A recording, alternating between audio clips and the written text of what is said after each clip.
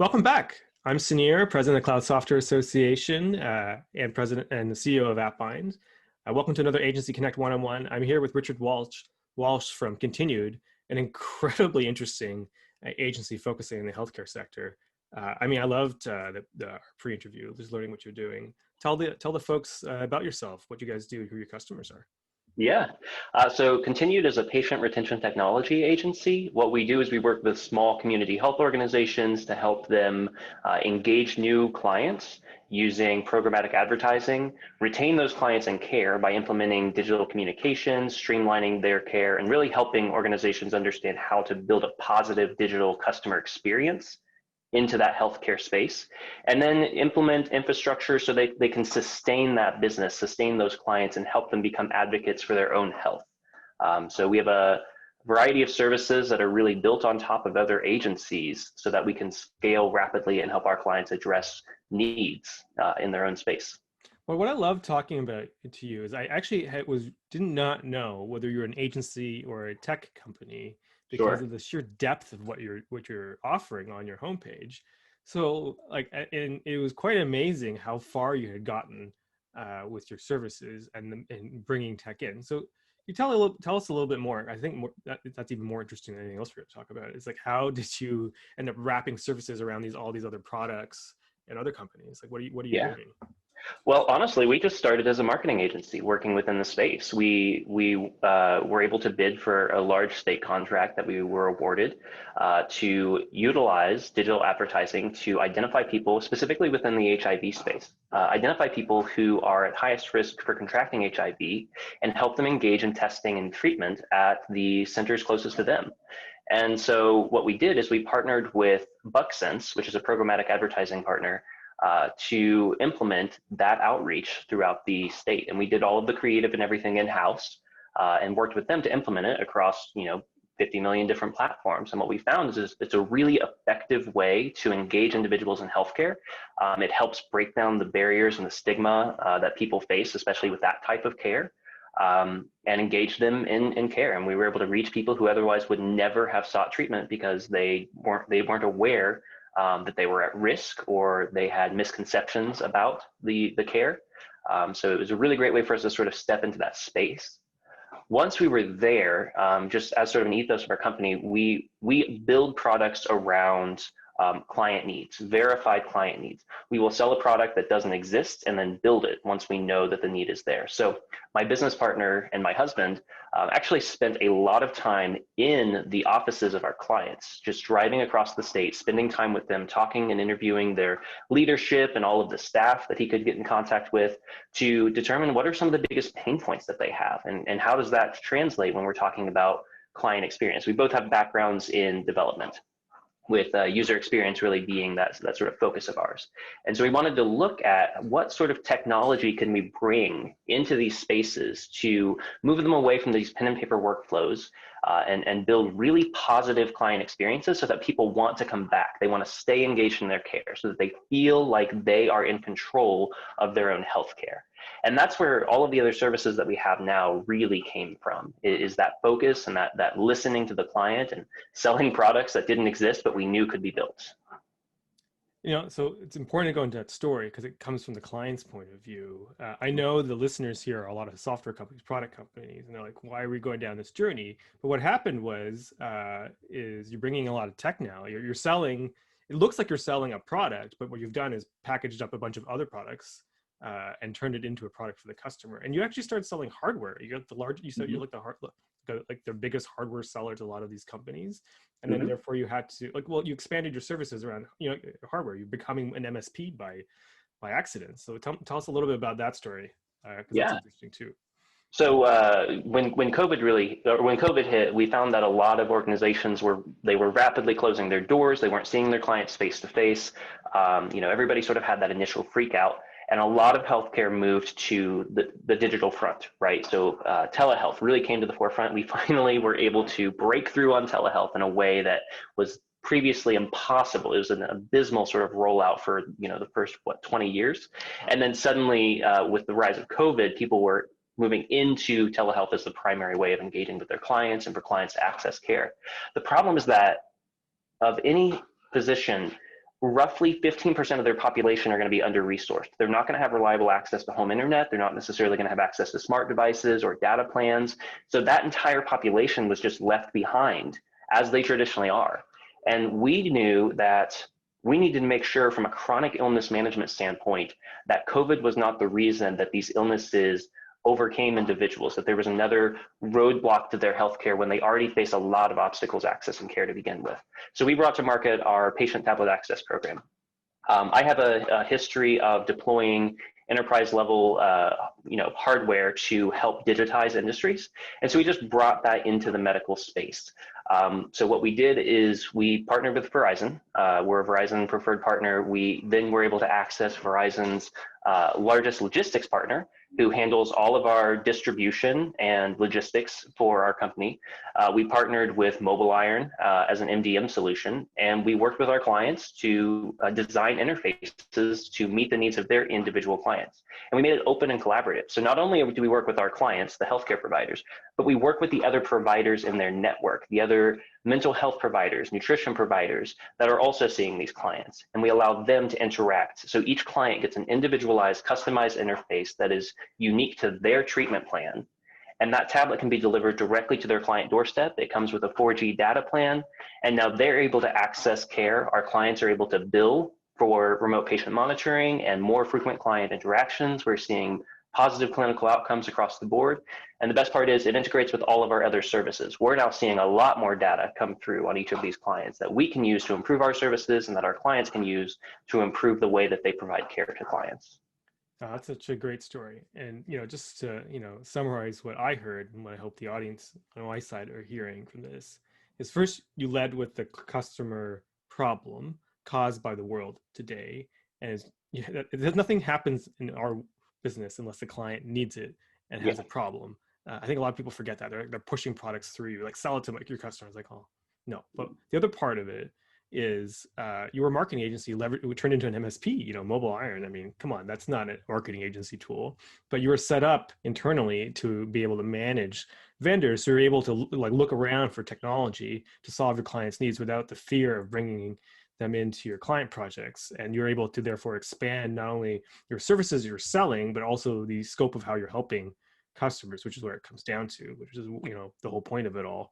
I told you secretly, I have a secret career objective, which is to make the internet a more glorious place to help humans. It's actually what I care about. And this is what matters, why the channel matters, the partners matter, is that this is what you are doing to help people who actually have problems, because you're able to use technology to solve their needs. And if you can't do it, you can't solve people's real needs. All right, that's my that's my PSA for today. But that's a great story. Thank you so much for telling it. Yeah. I hope I summarized the key points from my audience's point of view, preachy as I am.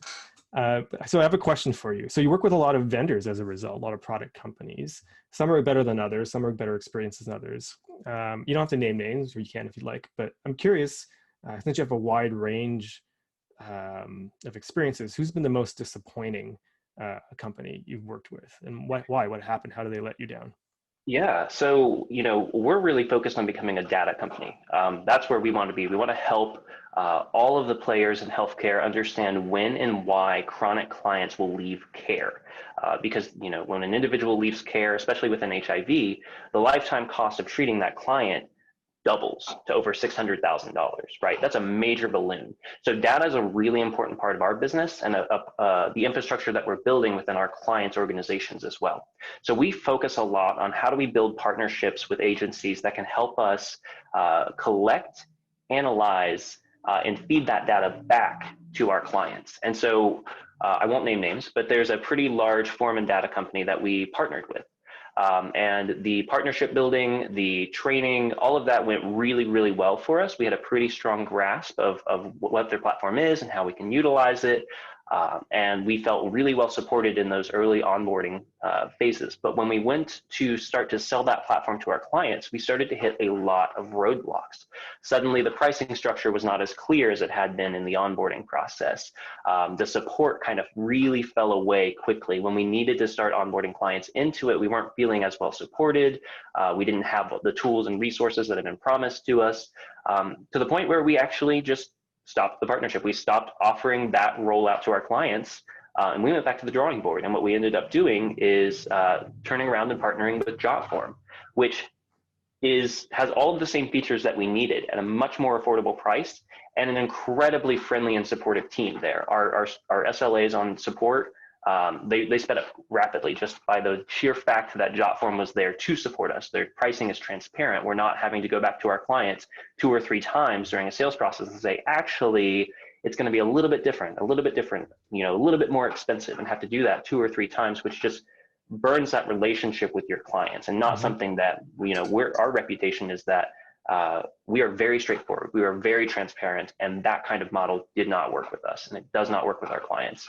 But Jotform is able to support all of that transparently without those catches, and we feel really well supported in that. So we were able to find that partner, and we've been able to roll them out pretty rapidly with great success.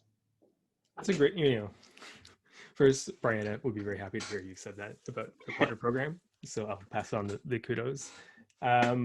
So they were like a good example of the opposite of, for instance, pressure cooking sales and making unpredictable pricing, which people don't understand, puts the risk on your shoulders big time.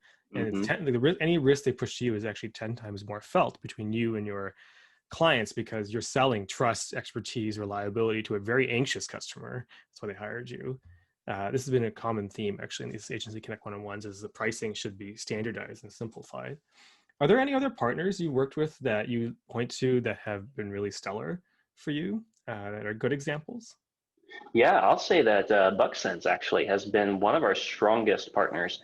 They really own the work that they're doing, right? And we're working within a healthcare space, and more importantly, we're working within infectious disease, which can be a really touchy subject for a lot of people, which means that we have to be cautious about when and how we position our advertisements, and we've got to make sure that the right messaging gets in front of the right people at the right time, just like any other type of advertising, for it to really be effective, to really stretch those dollars.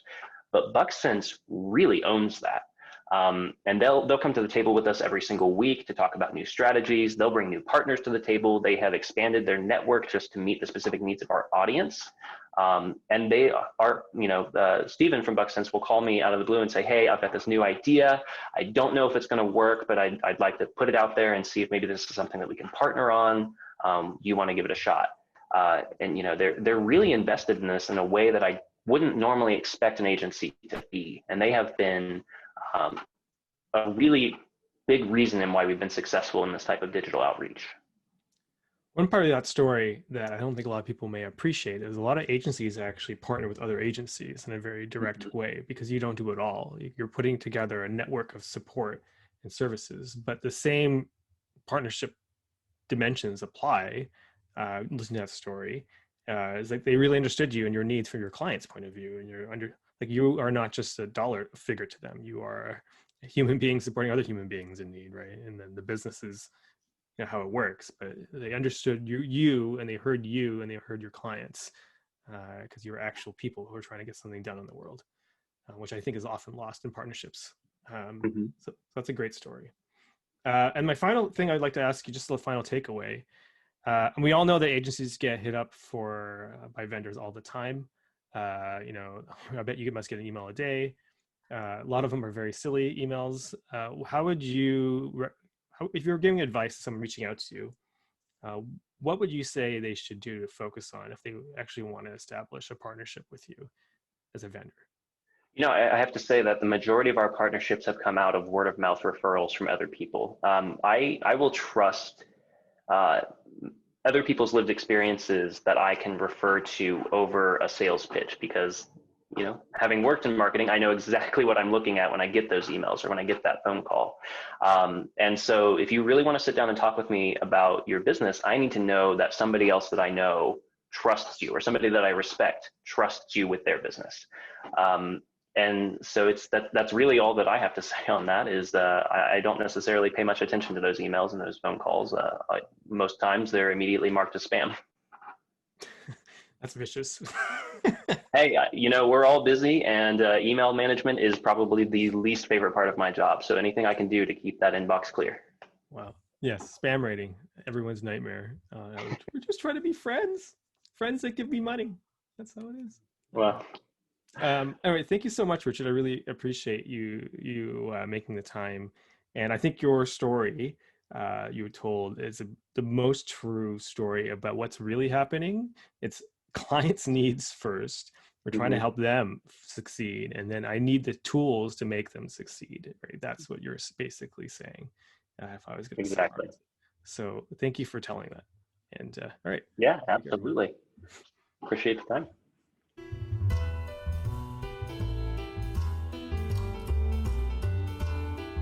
For more great insights on partnerships and software, like and subscribe, and we'll see you in the next video.